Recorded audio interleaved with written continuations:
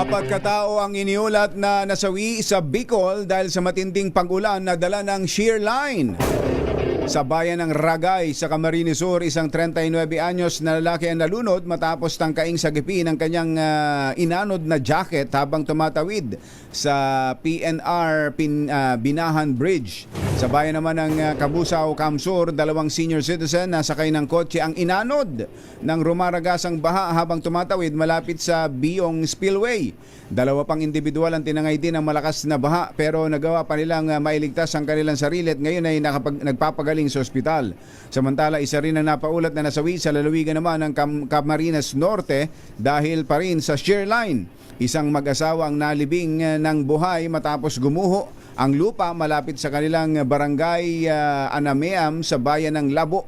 Isinugod sa ospital ang dalawa pero idineklarang dead on arrival ang mister.